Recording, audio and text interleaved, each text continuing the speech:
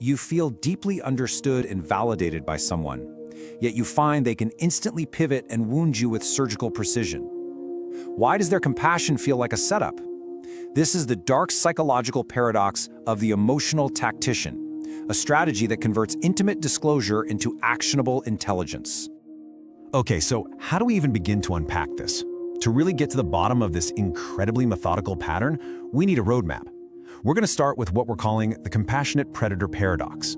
Then we'll dissect the anatomy of the tactician to see how they operate. From there, we expose their three-phase attack pattern.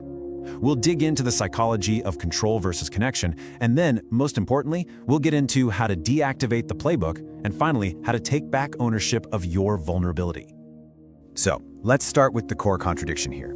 The very thing that makes this kind of manipulation so confusing. In any healthy relationship, intimacy is all about trust. You share your vulnerabilities, your history, your fears, and that's how you build a real connection, right? But in this dynamic, that whole idea is flipped on its head.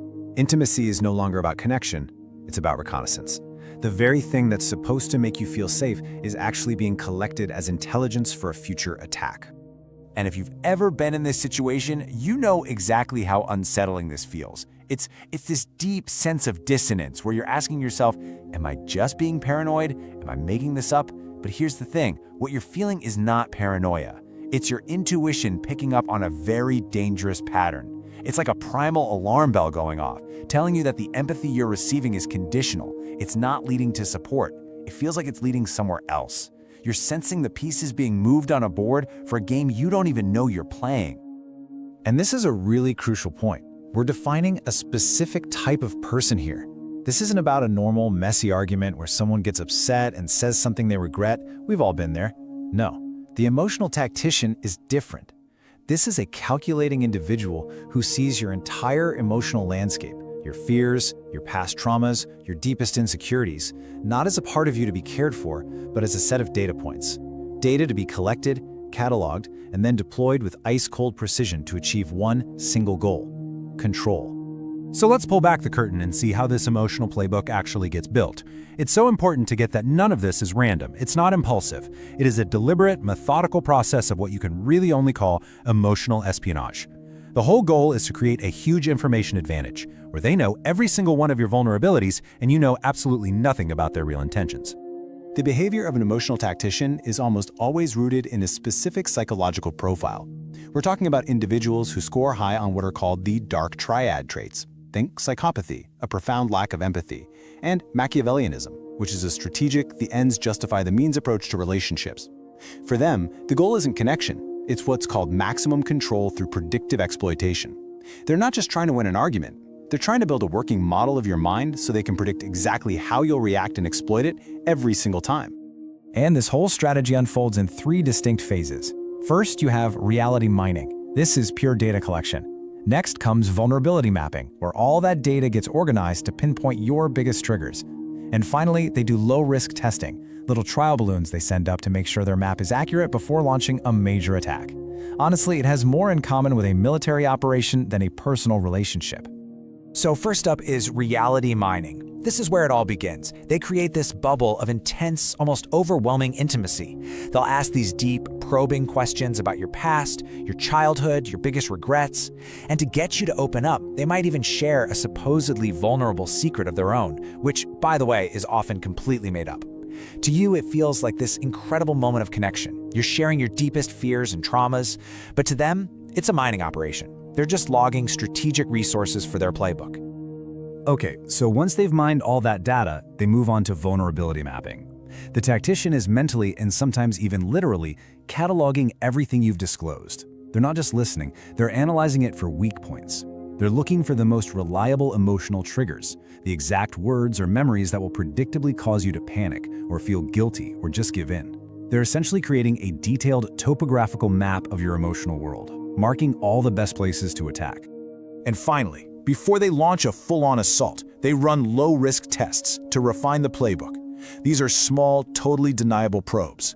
Let's say you shared an insecurity about your intelligence. They might make a little joke that subtly questions your smarts. It's just small enough that if you call them out, they can say, "Hey, I was just kidding. You're being way too sensitive." But they are not kidding. They are watching your reaction like a hawk. gauging your response and confirming their map is accurate. This way, when they do launch a real attack, it is perfectly calibrated for maximum damage. All right, so we've seen how they build the playbook. Now, let's see how it gets weaponized. Because these aren't just isolated behaviors. They are all part of a repeatable, devastating, three-phase attack pattern. This is the process designed to turn your own feelings into a weapon against you. This attack cycle is an incredibly effective closed loop. It starts with intelligence gathering. Then it moves to trigger calibration, where they link what they want to your most painful trigger. This, of course, leads to predictive compliance. You do what they want to make the pain stop. And here's the crucial part. Your compliance proves to them that their playbook works, which makes them even more likely to use it again. In that first phase, intelligence gathering, the trap is laid. You, the target, are feeling genuine empathy and a deep connection. You feel seen, heard, maybe for the first time in a long time. And the real tragedy here is that this powerful feeling of safety is what makes you hand over the very blueprint for your own manipulation. You think you're building a bond, but you're actually arming a predator. And this right here is the heart of the attack. Phase 2 is trigger calibration. The tactician doesn't just lash out in anger. Their attacks are strategic. They connect a specific demand they have, whether it's getting you to comply, getting your resources, or just getting you to be quiet, to the most effective trigger from their playbook. So if they know your deepest fear is abandonment, they will engineer a conflict where doing what they want feels like the only way to avoid being left. And the result is Phase 3, Predictive Compliance. The attack hits with surgical precision, right where they know you're most vulnerable.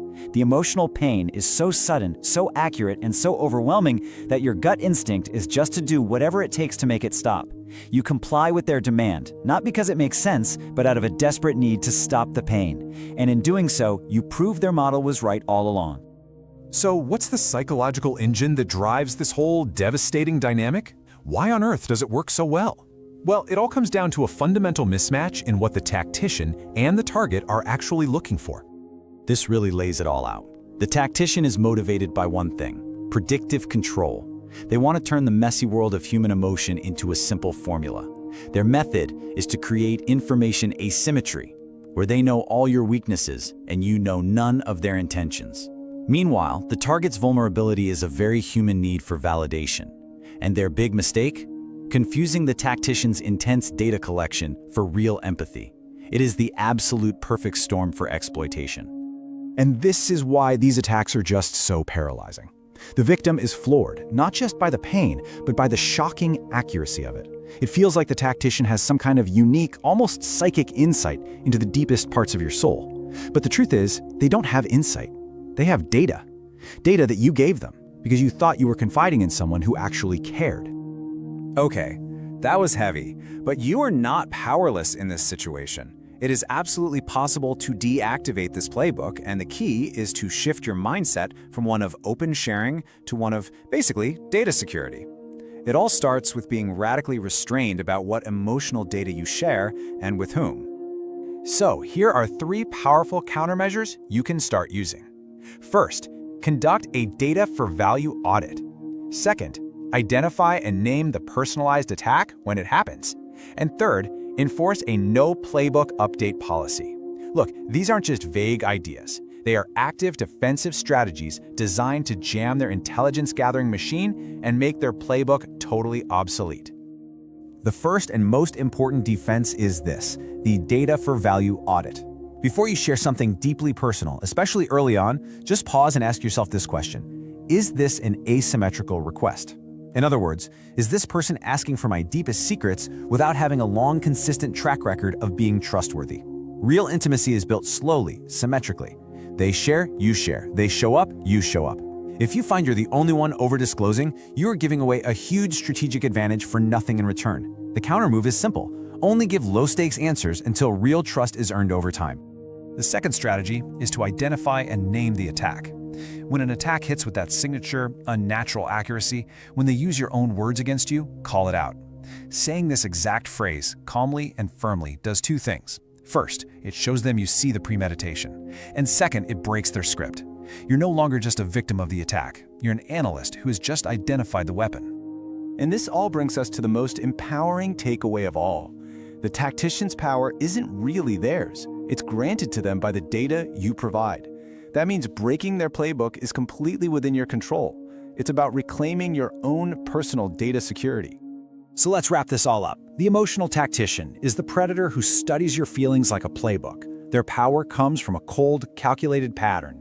They use reality mining to gather intelligence, building a detailed map of your mind. This playbook enables precise trigger calibration, letting them select the perfect wound for any situation. And that leads to the personalized deployment of an attack so accurate it feels supernatural, designed for one purpose: to guarantee your compliance. But just knowing this pattern exists helps you break the loop. By consistently conducting that data-for-value audit, you stop giving them the raw materials for their weapons. By calmly naming their attacks, you show them you're onto their game. You're effectively enforcing a no-playbook update policy, refusing to share new vulnerabilities, especially under pressure. By cutting off their supply of intelligence, you are asserting that your inner world is no longer open for business. Their map becomes outdated, their predictions fail, and their entire playbook becomes useless. You are taking back control of your own story.